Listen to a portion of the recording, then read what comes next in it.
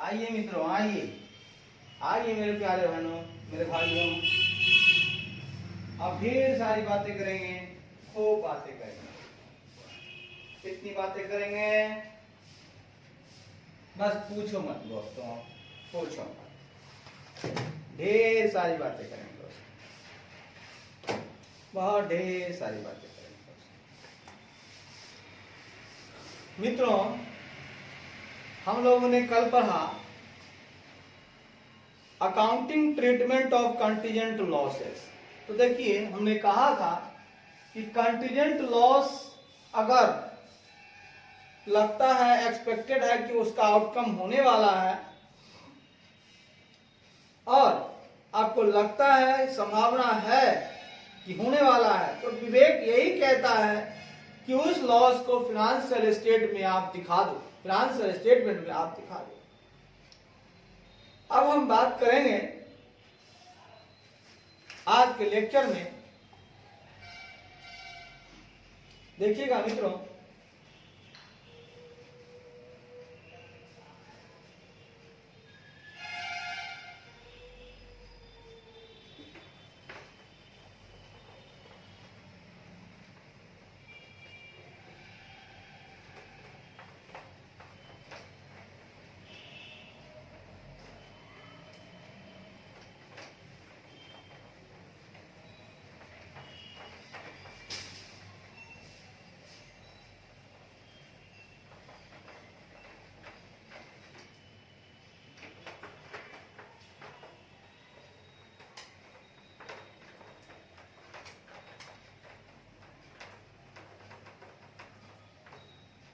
आइए ना दोस्तों, आइए आइए मेरे प्यारे दोस्तों, आइए आइए मेरे प्यारे दोस्तों, आइए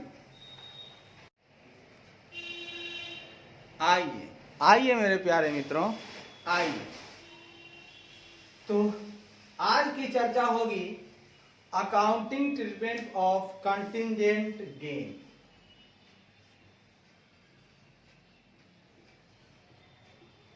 accounting treatment of contingent gains, मतलब अगर आपकी संभावना है कि गेन हो जाएगी, अरे भाई अगर गेन हो जाएगी तो उसका ट्रीटमेंट क्या करेंगे? तो सुनिएगा, कंटिजेंट गेन को फाइनेंशियल स्टेटमेंट में रिकॉग्नाइज नहीं होता है। सुनिएगा, कंटिजेंट गेन को फाइनेंशियल स्टेटमेंट में रिकॉग्नाइज नहीं किया जाता है, क्योंकि क्योंकि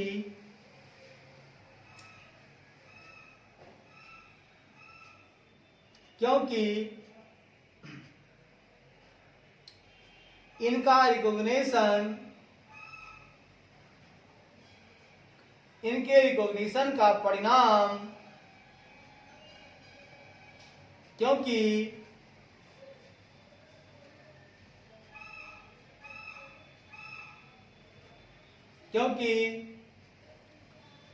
रिकॉग्निशन का परिणाम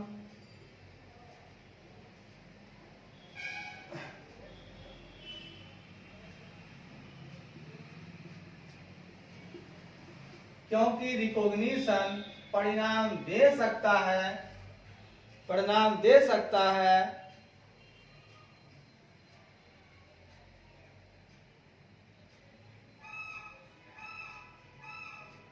क्योंकि रिकॉग्निशन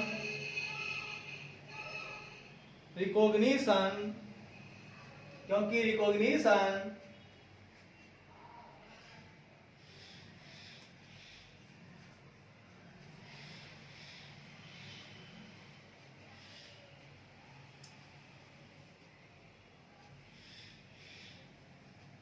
क्योंकि रिकॉग्निशन परिणाम दे सकता है, रिकॉग्निशन ऑफ रिवेन्यू में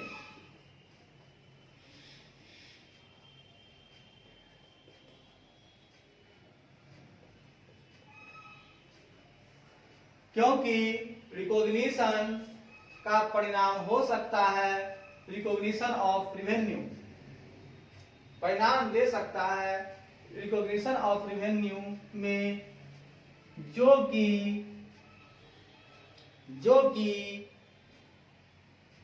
कभी भी रियलाइज्ड नहीं हो सकता है, जो कि कभी भी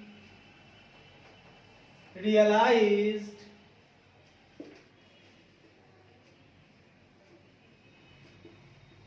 नहीं हो सकता है।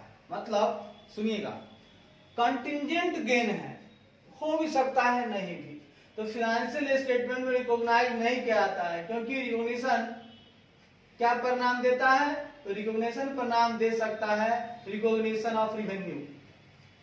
ठीक है, रिकॉग्निशन अगर हम देते हैं, अगर रिकॉग्नाइज करते हैं, अगर रिकॉग्निशन करते हैं तो परिणाम रिकॉग्निशन ऑफ रिवेन्यू हो सकता है, परिणाम रिकॉग्निशन ऑफ रिवेन्यू हो सकता है। मतलब अगर हम रिकॉग्नाइज तो तभी करेंगे ना, है ना, हो सकता है कि वो रिवेन्यू हो सकता है, जो कि कभी भी रियलाइज नहीं हो सकता है।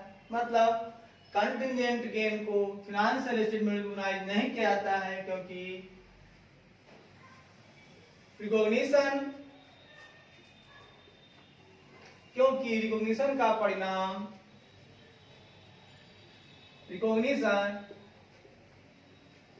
परिणाम दे सकता है रिकॉग्निशन ऑफ रिवेन्यू, लेकिन वो कभी भी रियलाइज नहीं हो सकता है। तो अगर वो रियलाइज नहीं हो सकता है तो हम कैसे उसको दिखा दें फाइनेंशियल स्टेटमेंट। ठीक है, नेवर बी हाउएवर, जैसा कि when the realization of gain is virtually certain, however, जैसा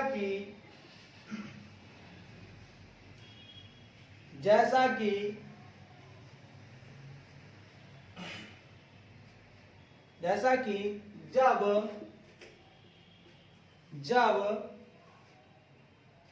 रिकॉग्निशन ऑफ रिवेन्यू, जब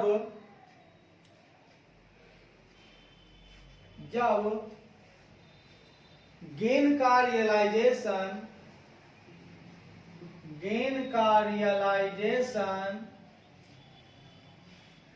वर्चुअली सर्टेन हो,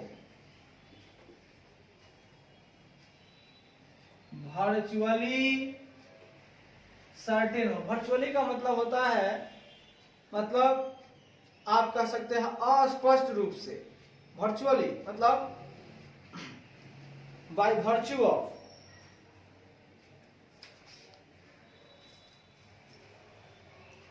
ठीक है ना, बाय वर्च्यू ऑफ।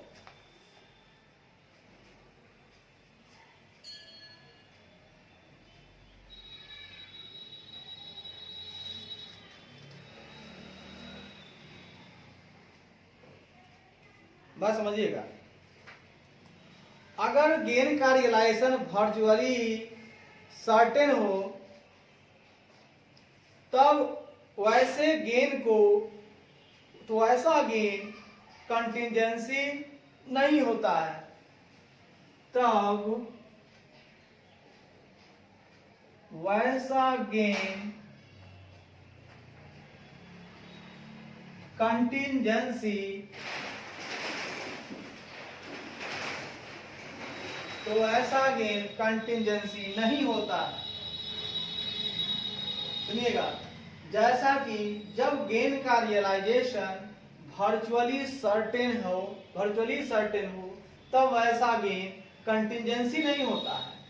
मतलब ये कहना चाहते हैं कि कंटिंजेंट गेन को फाइनेंशियल स्टेटमेंट में रिकॉग्नाइज नहीं किया जाता है, क्योंकि रिकॉग्निशन परिणाम दे सकता है ऐसे रिकॉग्निशन ऑफ रेवेन्यू दे सकता है ऐसे रिकॉग्निशन ऑफ रेवेन्यू को जो कि कभी भी रियलाइज नहीं हो सकता है। ठीक है, क्योंकि रिकॉग्निशन परिणाम दे सकता है ऐसे रिकॉग्निशन ऑफ रेवेन्यू को जो कि कभी भी रियलाइज नहीं हो सकता है। जब रियलाइज नहीं हो सकता है तो हम कैसे फाइनेंशियल स्टेटमेंट रिकॉग्नाइज करें? लेकिन जैसा कि जब गेन का रियलाइजेशन वर्चुअली सर्टेन हो तब वैसा गेन कंटिजेंसी नहीं होता है, क्योंकि तो निश्चित है। हाँ, और तब अगर हम होता है और फाइनेंशियल स्टेटमेंट में इस गेन के लिए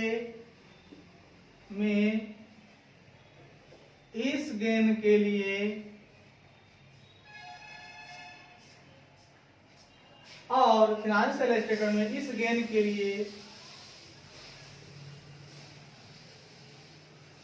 गेन के लिए अकाउंटिंग करना एप्रोप्रिएट होता है मेरे मित्रों।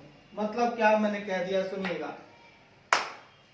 अगर कंटिजेंट गेन है फिर तो फाइनेंशियल स्टेटमेंट में रिकॉग्नाइज नहीं किया जाता है, क्योंकि रिकॉग्निशन परिणाम दे सकता है ऐसे रिकॉग्निशन ऑफ रेवेन्यू को जो कि कभी भी रियलाइज नहीं हो सकता है। अगर रियलाइज नहीं हो सकता है तो रिकॉग्नाइज नहीं होगा। लेकिन अगर गेन का रियलाइजेशन वर्चुअली सर्टेन है तब वैसे गेन कंटिजेंसी नहीं हो सकते हैं, क्योंकि निश्चित हो रहे हैं। और फाइनेंशियल स्टेटमेंट में इस गेन के लिए अकाउंटिंग करना एप्रोप्रिएट होता है।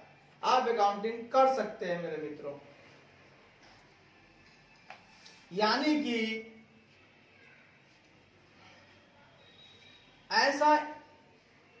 ऐसा अमाउंट जिनकी कंटिजेंसी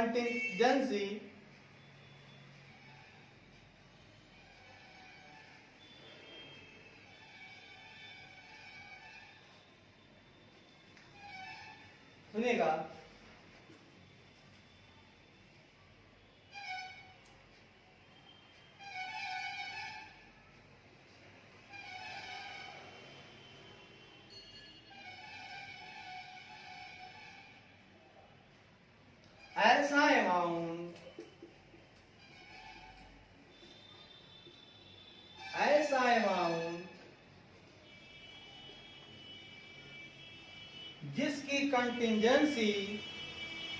ऐसा अमाउंट जिसकी कंटिजेंसी फाइनेंशियल स्टेटमेंट में बताया जाता है, जिसकी कंटिजेंसी को ऐसा अमाउंट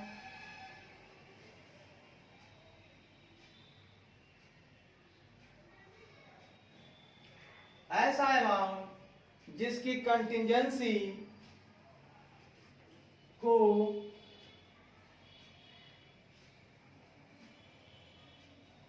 फाइनेंशियल स्टेटमेंट में बताया जाता है,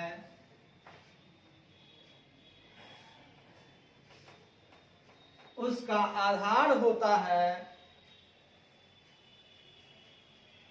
उसका आधार ऐसे इंफॉर्मेशन पर होता है, उसका आधार ऐसे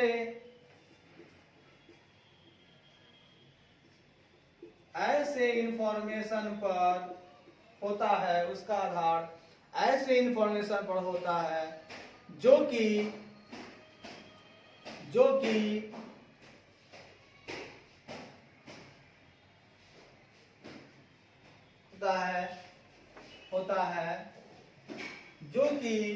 फाइनेंशियल स्टेटमेंट के अप्रूव्ड वाले डेट पर, जो कि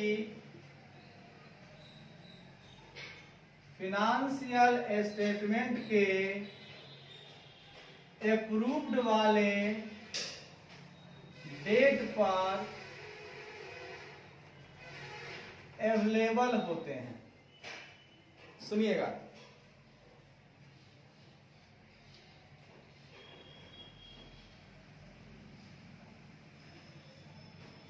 मतलब सुनिएगा, ऐसा अमाउंट जिसको कंटिजेंट दिखाया गया, इसे कंटिजेंसी को फाइनेंशियल स्टेटमेंट में बताया जाता है कि भाई ये अमाउंट कंटिजेंट है, तो उसका अगर कंटिजेंट है तो उसका आधार ऐसे इंफॉर्मेशन पर होता है, उसका कोई बेस तो होना चाहिए। आप अगर कंटिजेंट कहते हो तो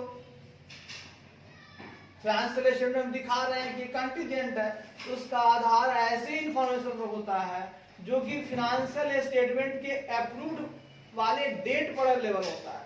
मतलब जिस तारीख को दोस्तों हम फाइनेंशियल स्टेटमेंट अप्रूव्ड करते हैं, अगर वहां हमको इंफॉर्मेशन मिलती है कि भैया ये कंटिजेंट अमाउंट है, तो उसको फाइनेंशियल स्टेटमेंट में हम लोग बता देते हैं, क्योंकि हमको उसी टाइम पे मिल गया है जिस दिन अप्रूव्ड हम कर रहे हैं फाइनेंशियल स्टेटमेंट को, और उसी डेट को हमको ऐसा इंफॉर्मेशन अवेलेबल हुआ कि भाई ये कंटिजेंट वाले अमाउंट हैं, इनको क्या करना है, तो कुछ नहीं करना है, फाइनेंशियल स्टेटमेंट में बता देना है उसको, है ना, उसको फाइनेंशियल स्टेटमेंट में बताया जाता है।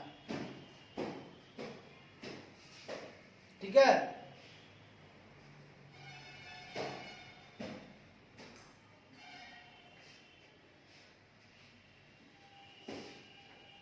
जिसको कंटिजेंसी के रूप में फाइनेंशियल स्टेटमेंट में बताया जाता है, उसका आधार ऐसे इंफॉर्मेशन पर होता है जो कि फाइनेंशियल स्टेटमेंट के अप्रूव्ड वाले डेट पर अवेलेबल होते हैं। मेरे मित्रों, बड़ा मजा आ रहा है, बहुत झक्कास मजा आ रहा है, बहुत सुकून मिलता है। हम लोग देहाती हैं, देहाती भाषा में पढ़ते हैं, नहीं चाहिए इंग्लैंडियन। आइए ना बात करते हैं, आगे बढ़ते हैं, एकदम तोड़ तोड़ कर मोड़ मोड़ कर हम लोग पढ़ेंगे दोस्तों। आइए आगे बढ़ते हैं। इन सारी बातों को हम लोग खूब गौर से ध्यान से सुनेंगे, समझेंगे, 5 बार 7 बार देखते जाएंगे, एकदम देहाती भाषा में, कहीं नहीं जाने की जरूरत है। अपने को गुरु बनाएं, अपने को पढ़ाएं, खुद ही गुरु बने, अपने आप को शिक्षा दें। यह सबसे उत्तम कार्य होगा मित्रों, यह सबसे उत्तम कार्य होगा। बहुत भटक लिए संसार के 3-5 में, आओ मिलकर साथ खेले और खेले 5-5 खेले। आइए कुछ बनाते हैं, आइए आइए मित्रों, आइए। अब चर्चा को हम आगे बढ़ाते हैं मित्रों, और चर्चा करते हैं events occurring after the balance sheet date. बड़ा ही शानदार टॉपिक आ गया मित्रों, झूमिए, नाचिए, गाइए। टॉपिक है हमारा इवेंट्स अकरिंग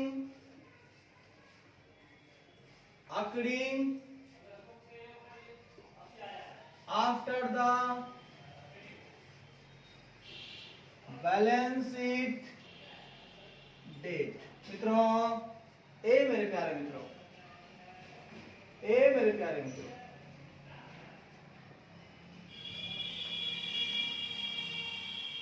मित्रों हम अब चर्चा करेंगे ऐसे इवेंट जो अकर हुए हैं बैलेंस शीट डेट के बाद।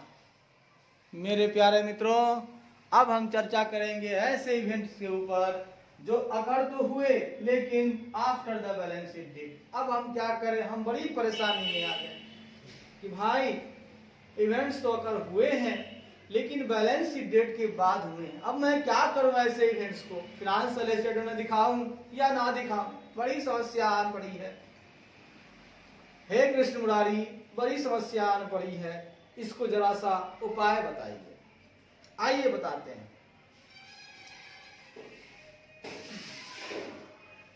बैलेंस शीट डेट के बाद अकर होने वाले इवेंट्स वैसे सिग्निफिकेंट इवेंट हैं, एकदम देहाती भाषा, बैलेंस शीट डेट के बाद, बैलेंस शीट डेट के बाद अकर होने वाले इवेंट के बाद अकर होने वाले इवेंट वैसे इवेंट्स वे सिग्निफिकेंट इवेंट हैं, वे सिग्निफिकेंट इवेंट हैं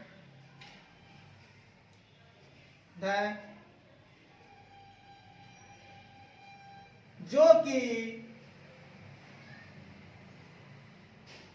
कि फेवरेबल और अनफेवरेबल दोनों होते हैं, जो कि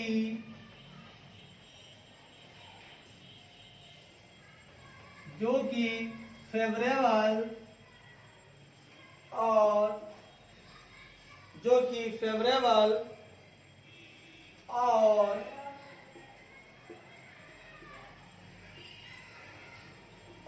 अनफेवरेबल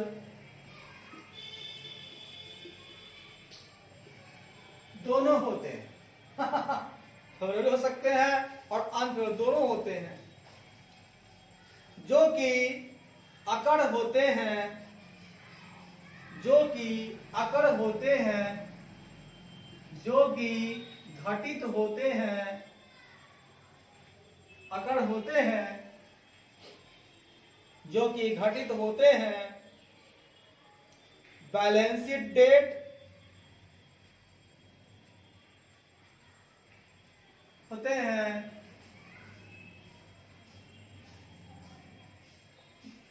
हैं, बैलेंस शीट डेट तथा बोर्ड ऑफ डायरेक्टर द्वारा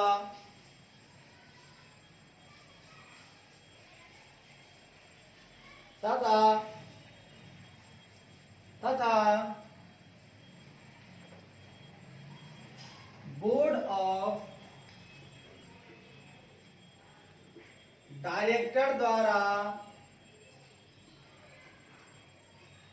अप्रूव्ड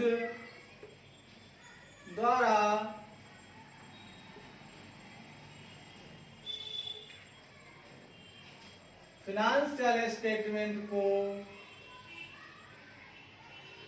अप्रूव्ड करने वाले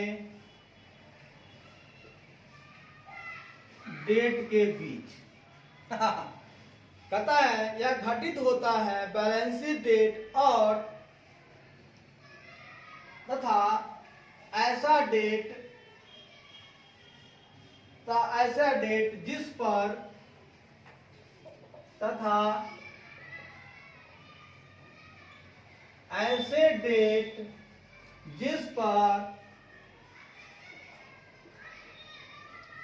बोर्ड ऑफ डायरेक्टर द्वारा फाइनेंशियल स्टेटमेंट को अप्रूव्ड ऐसे डेट जिस पर बोर्ड ऑफ डायरेक्टर द्वारा फाइनेंशियल स्टेटमेंट को अप्रूव्ड किया जाता है,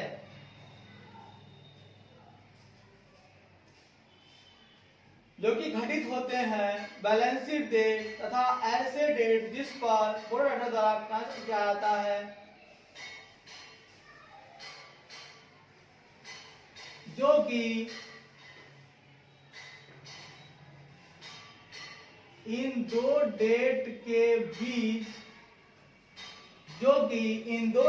बीच घटित होता है। बात समझिएगा मित्रों, बैलेंस शीट डेट के बाद अगर होने वाले इवेंट्स वे सिग्निफिकेंट इवेंट्स हैं, जो कि फेवरेबल और अनफेवरेबल दोनों होते हैं, जो कि घटित होते हैं, जो कि इन दो डेट के बीच घटित होते हैं। ये दो डेट हम बताऊंगा, उसके बीच ही घटित होगा तो हमको समस्या पैदा होगी, ठीक है ना। बैलेंस शीट डेट तथा ऐसा डेट जिस पर बोर्ड ऑफ डायरेक्टर द्वारा फाइनेंशियल स्टेटमेंट को अप्रूव किया जाता है, या तो अप्रूवल का डेट या बैलेंस शीट डेट, दोनों के बीच में अगर कोई भी इवेंट्स होते हैं तो वो हमारे सिग्निफिकेंट इवेंट्स हुए, और वो फेवरेबल भी हो सकते हैं और अनफेवरेबल भी हो सकते हैं, समझिएगा।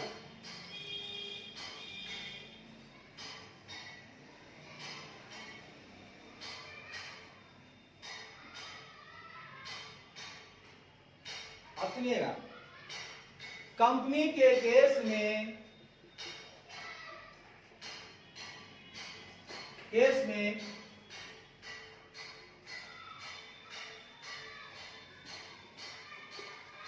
बीओडी द्वारा अप्रूव किया जाता है। कंपनी के केस में बोर्ड ऑफ डायरेक्टर द्वारा अप्रूव किया जाता है। ठीक है, लेकिन किसी दूसरी एंटिटी के केस में किसी दूसरी एंटिटी के केस में कॉरेस्पोंडिंग अप्रूविंग अथॉरिटी द्वारा केस में कॉरेस्पोंडिंग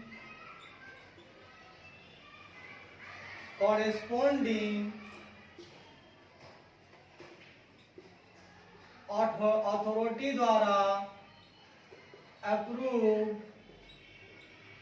किया जाता है। मतलब अगर दूसरी एंटिटी है तो वो जिसको अपना अथॉरिटी माने, है ना, उसके अनुसार जो भी अथॉरिटी होगा, है ना, एंटिटी के हिसाब से जिसको अथॉरिटी वो बना लेगा वो अप्रूव करेगा। तो ये दो बात समझ गए कि बीओडी जो है फाइनेंशियल स्टेटमेंट को अप्रूव करेगा कंपनी के केस में, और अदर एंटिटी के केस में फाइनेंशियल स्टेटमेंट को अप्रूव कौन करेगा? Corresponding authority. ठीक है ना, इस बात को आप दिमाग में बैठा लीजिएगा। मित्रों, हम लोग आगे बढ़ते हैं, चर्चाओं को और सिलसिलेवार ढंग से आगे बढ़ते हैं। मेरे प्यारे मित्रों, मेरे भाई, हम एक उदाहरण देना चाहते हैं। हम आपको एक उदाहरण सिखाना चाहते हैं भाइयों, जरा सीखने का प्रयास करें। हम उदाहरण क्या सिखाना चाहते हैं, सुनिएगा। कहता है एक ईयर है 31 मार्च 2001, है ना।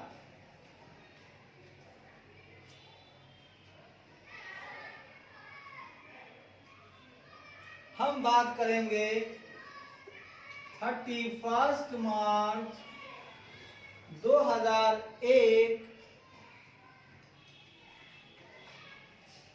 को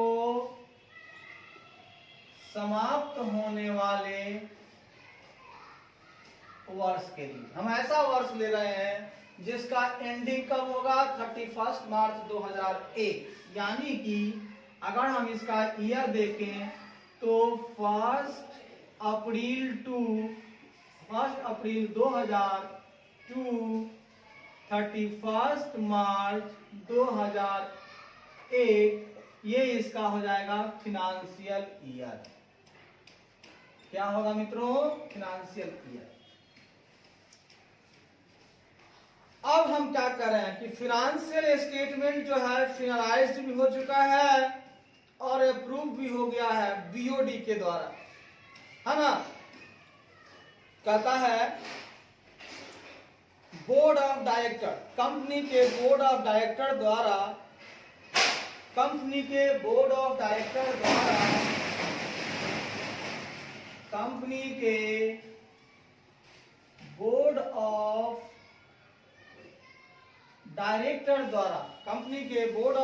द्वारा फिनेंशियल स्टेटमेंट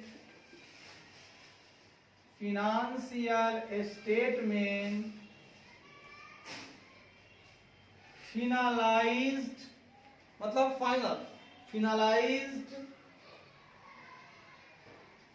तथा अप्रूव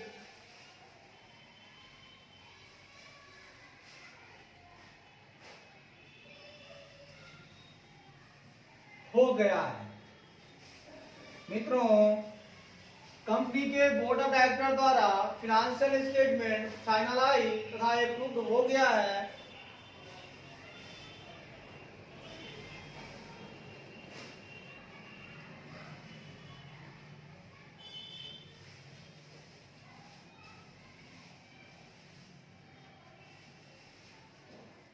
चलेगा।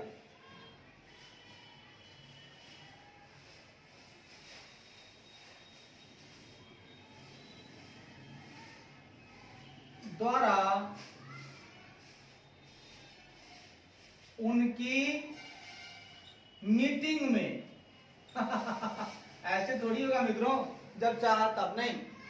कंपनी के बोर्ड ऑफ डायरेक्टर द्वारा उनकी मीटिंग में, एक मीटिंग हुई, उस मीटिंग में फाइनेंशियल स्टेटमेंट को फिनालाइज तथा अप्रूव कर दिया गया। में फाइनेंशियल स्टेटमेंट फिनालाइज तथा अप्रूव हो गया, अच्छी बात है। जिसकी तारीख है 4 सितंबर 2001, जिसकी तारीख है 4 सितंबर 2001, अच्छी बात है। हाँ, इस केस में इवेंट्स हुए हैं, इस केस में इवेंट्स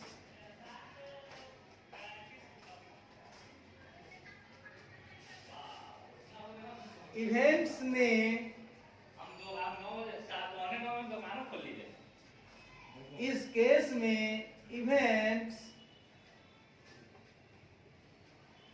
हुए हैं 1 अप्रैल 2001 से 1 अप्रैल 2001 से 4 सितंबर 2001 के बीच।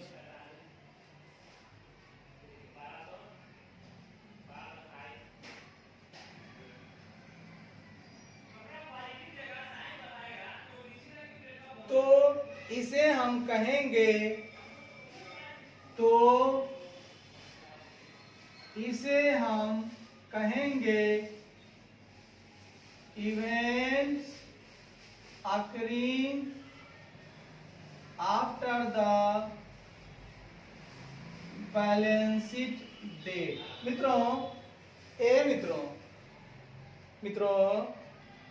मित्रों इसको हम समझते हैं। यहाँ पर आइए मित्रों, हम एक लाइन खींचते हैं लंबा सा समझने के लिए। हमारा डेट है यहाँ पर 1/4/2000। आज बात समझिएगा।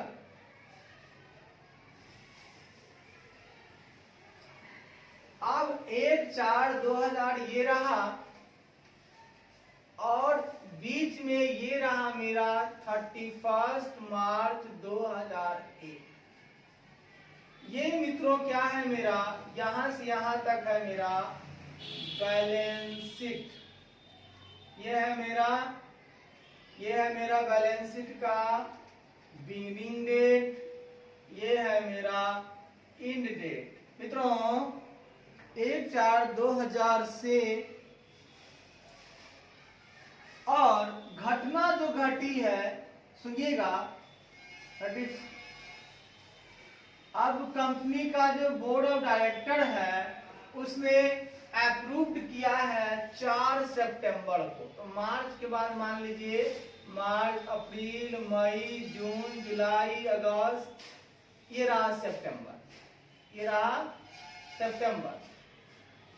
ये रहा मित्रों 4 सितंबर 2001। तो मित्रों ये 4 सितंबर 2001 को इवेंट्स अकर्ड हुए। इवेंट्स क्या हुआ है दोस्तों, अकर्ड। तो दोस्तों साफ साफ जाहिर है कि 1/4/2001 से 31 मार्च 2001 हमारा एंड है, और उसके बाद हमारा इवेंट अकर्ड हुआ है।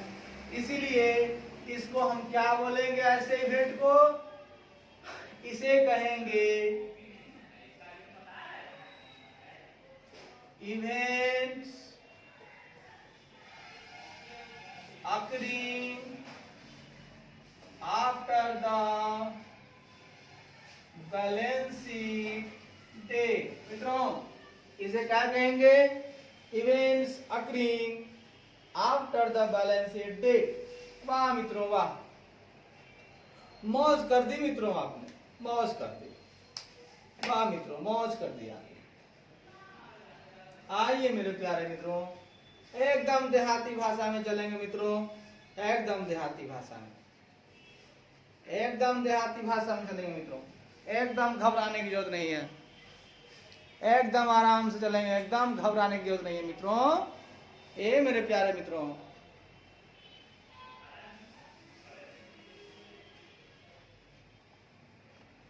मेरे प्यारे मित्रों, एकदम घबराने की जरूरत नहीं है, एकदम एंजॉय करके करना है काम, एकदम आसान है मित्रों। आइए मित्रों,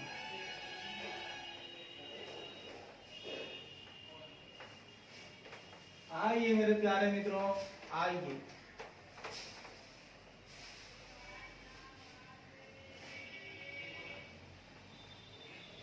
एकदम प्यार से समझेंगे मित्रों, एकदम प्यार से समझेंगे मित्रों। न कोई दोस्त रहा न कोई साथी, चल पड़ा हूं, निकल पड़ा हूं अपनी राह में अकेले। आइए मित्रों,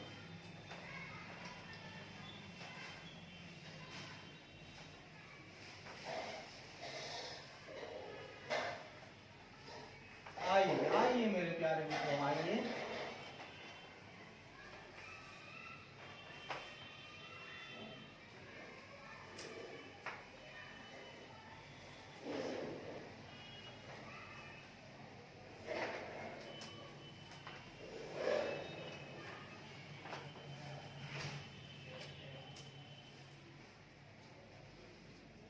मित्रों, जैसा कि हमने आपसे कहा था कि इवेंट्स जो अकर्ड होते हैं, ऐसे सिग्निफिकेंट इवेंट होते हैं वो जो होते तो आफ्टर बैलेंस शीट डेट होते हैं, लेकिन वो कुछ फेवरेबल भी होते हैं और कुछ अनफेवरेबल भी।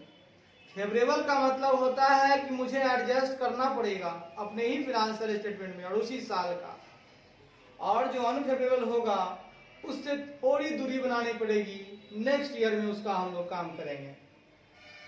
इस तरह से अगर देखा जाए तो टू टाइप्स ऑफ इवेंट्स हम लोग आइडेंटिफाई कर सकते हैं। इस तरह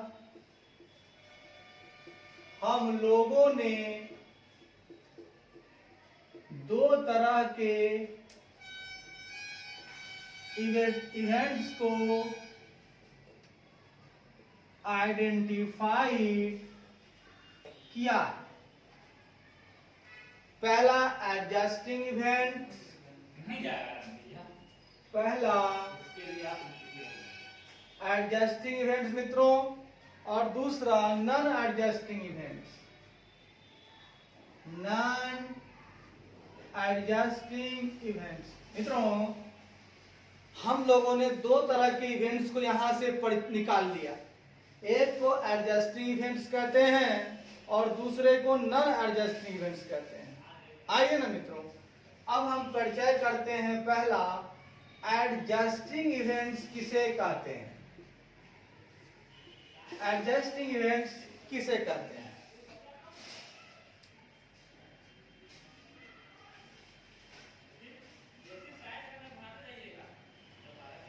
वैसे इवेंट्स,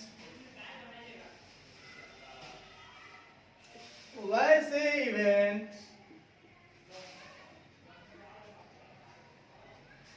वैसे इवेंट्स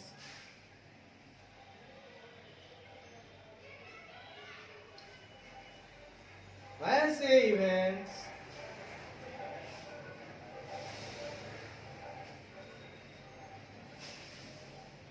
एडजस्टिंग इवेंट्स होते हैं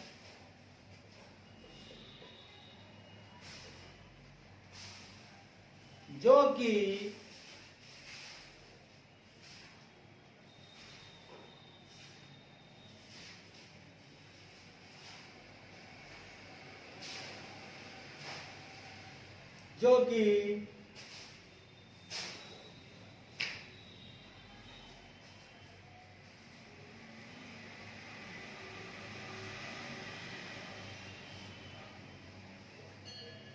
जो कि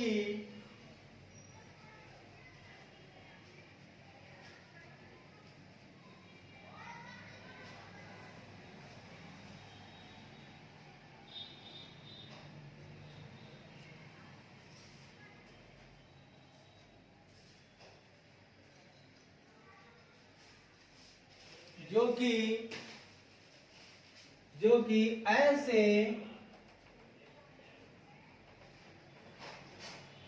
फर्दर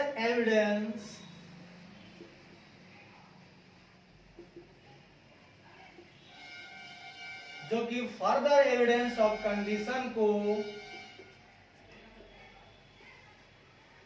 प्रोवाइड करते हैं, जो कि बैलेंस शीट डेट पे एग्जिस्ट करता है, जो कि बैलेंस शीट डेट पे एग्जिस्ट करता है। मेरे मित्रों, एडजस्टिंग इवेंट्स की बात हम करते हैं तो ऐसे इवेंट्स को एडजस्टिंग इवेंट्स कहते हैं जो कि फर्दर एविडेंस ऑफ कंडीशन देता है ना, जो कि कंडीशन के लिए, जो कि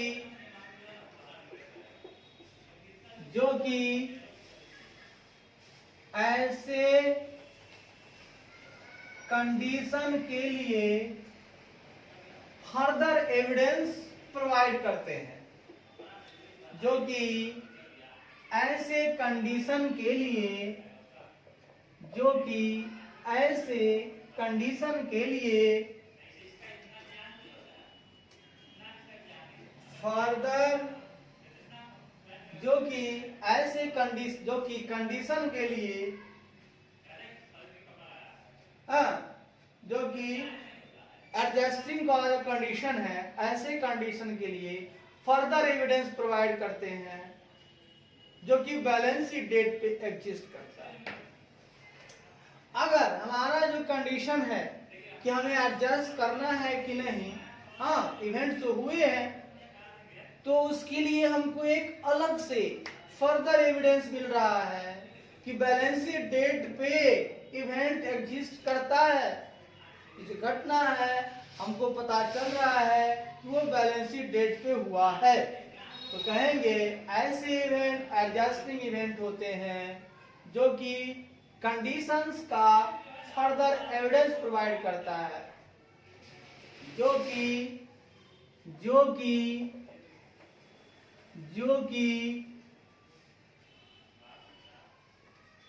कंडीशन का फर्दर एविडेंस प्रोवाइड करते हैं और वे बैलेंस शीट डेट पे एग्जिस्ट करते हैं, और जो कि बैलेंस शीट डेट पे एग्जिस्ट करते हैं और जो कि बैलेंस शीट डेट पे एग्जिस्ट करते हैं। बहुत सुंदर, बहुत बढ़िया। तो एडजस्टिंग इवेंट किसे कहते हैं मित्रों? तो एक ऐसी इवेंट्स, एडजस्टिंग इवेंट्स होती हैं जो कि कंडीशन का फर्दर एविडेंस प्रोवाइड करता है। जो भी कंडीशन है हमारा एडजस्ट करने वाला, उसका फर्दर एविडेंस प्रोवाइड करता है। इवेंट्स होने के लिए, इवेंट्स होने के कंडीशन का फर्दर, जो कि इवेंट्स होने के कंडीशन का, जो कि इवेंट्स होने के कंडीशन का फर्दर एविडेंस, है ना, इवेंट्स होने के कंडीशन का फर्दर एविडेंस प्रोवाइड करता है और वो बैलेंस शीट डेट पे एग्जिस्ट करता है। और वो जो आपको लगता है कि बैलेंस शीट डेट पे एग्जिस्ट करता है, तो हम लोग उसे कहेंगे एडजस्टिंग इवेंट्स। मित्रों, मेरे प्यारे मित्रों, अच्छा लगा ना? हम इसको एक उदाहरण से समझेंगे मित्रों, हम इसे एक उदाहरण से समझेंगे। सुनिएगा, एक ट्रेड रिसीवेबल डिक्लेयर्ड होता है इंसॉल्वेंट। एक ट्रेड रिसीवेबल को, एक ट्रेड रिसीवेबल को इंसॉल्वेंट को रिपोर्टिंग डेट के बाद,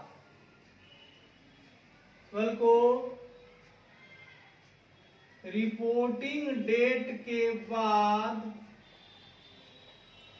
इंसॉल्वेंट डिक्लेयर कर दिया जाता है। मित्रों, एक ट्रेड रिसीवेबल को जो रिपोर्टिंग डेट है बोर्ड ऑफ डायरेक्टर के द्वारा, उस रिपोर्टिंग डेट के बाद इंसॉल्वेंट कर दिया जाता है और वह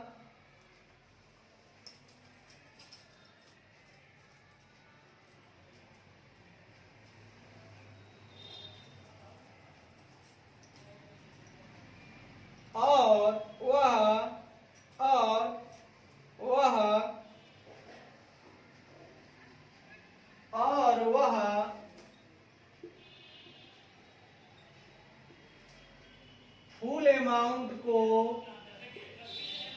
पे करने में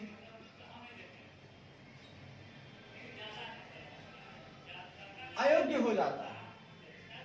अब चूंकि ट्रेड रिसीवेबल को रिपोर्टिंग डेट के बाद इंसॉल्वेंट डिक्लेयर कर दिया जाता है, रिपोर्टिंग डेट, ठीक है ना। एक होता है अप्रूवल डेट, यहाँ है रिपोर्टिंग डेट। रिपोर्ट हुआ कि हाँ भाई एक डेट है, रिपोर्ट डेट, तो वहां कह दिया जा रहा है कि भैया ये तो दिवालिया हो गया। इंसॉल्वेंट का मतलब दिवालिया, या इसके पास कोई पैसा नहीं है और वह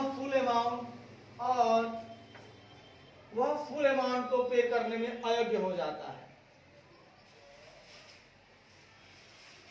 तो इसके विरुद्ध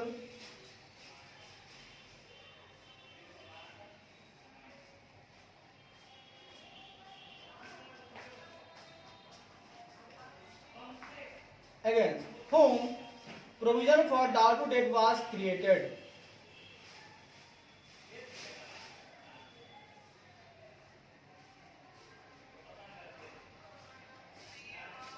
तथा इसके विरुद्ध प्रोविजन फॉर डाउटफुल डेब्ट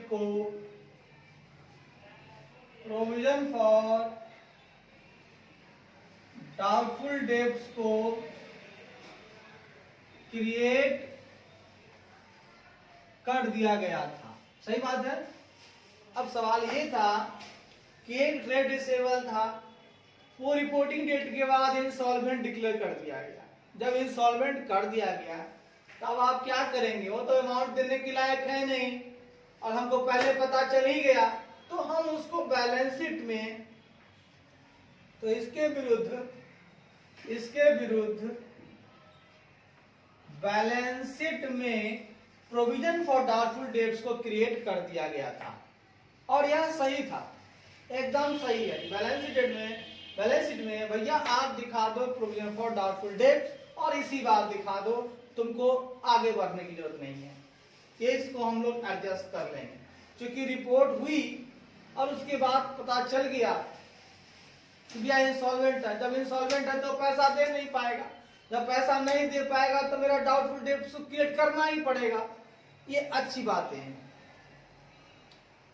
अब मित्रों हम चर्चा करेंगे नॉन एडजस्टिंग इवेंट्स।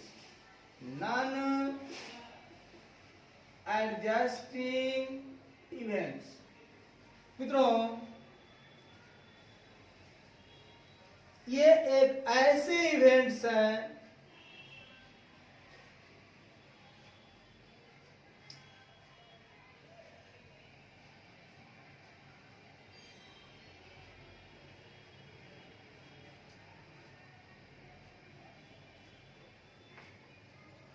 वे इवेंट हैं जो ऐसे कंडीशन के सूचक हैं जो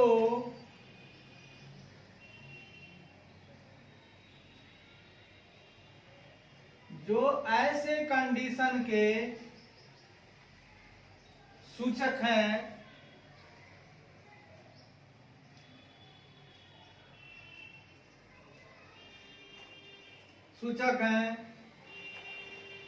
जो कि बैलेंस शीट डेट के बाद उत्पन्न हुए हैं, जो कि बैलेंस शीट डेट के बाद उत्पन्न हुए हैं। वहां देखिएगा ऐसे इवेंट्स होने के कंडीशन का फर्दर एविडेंस जो बैलेंस शीट डेट पे एग्जिस्ट करता है, और वे इवेंट जो ऐसे कंडीशन के सूचक हैं, ठीक है, जो ऐसे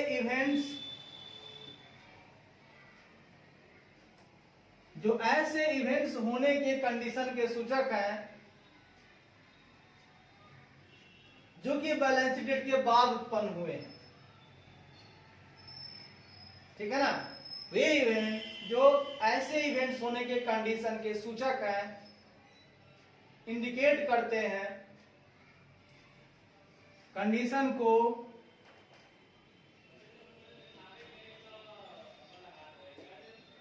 इंडिकेट करते हैं जो कि बैलेंस शीट के बाद उत्पन्न हुए हैं।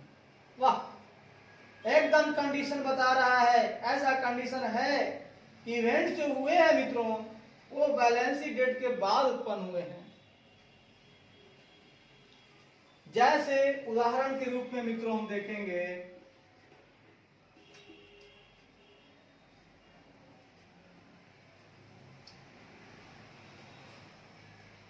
जैसे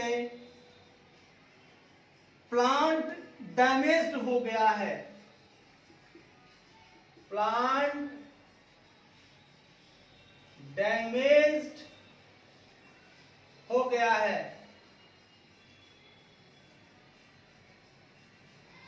किसके कारण? अकरेंस ऑफ फायर, फायर के अकरेंस के कारण कोई प्लांट डैमेज हो गया है।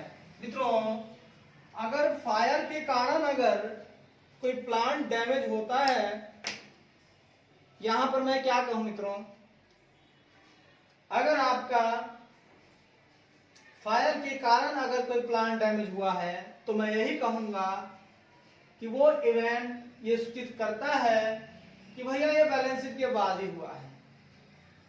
हाँ, बैलेंस शीट के बाद हुआ है। अगर आपको पता चलता है कि आग लगी है, क्योंकि आग लगना अचानक प्रक्रिया है, आपको पहले से नहीं पता चलेगा कि आग लगने वाली है। दोस्तों, अगर पहले से पता चलेगा तब एडजस्ट करेंगे, लेकिन पहले से पता होने का संभावना नहीं था, ये बाद में पता, बाद में अचानक आग लगा। हमको बैलेंस शीट डेट पता था नहीं, बैलेंस शीट के बाद तुरंत आग लग गई और प्लांट डैमेज हो गया। अब क्या करें?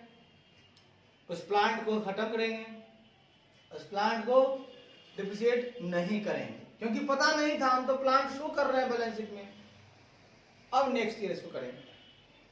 मित्रों, आगे की बातें हम लोग फिर थोड़ी देर बाद चर्चा करेंगे। तब तक के लिए धन्यवाद। मन लगाकर, दिल थाम कर, खूब बढ़िया से, लगन से एकदम दोहराते रहें इसे, और हम लोग धीरे धीरे आगे बढ़ते जाएंगे। मित्रों, एकदम सोचने की समझने की जरूरत नहीं है। आइए, धन्यवाद।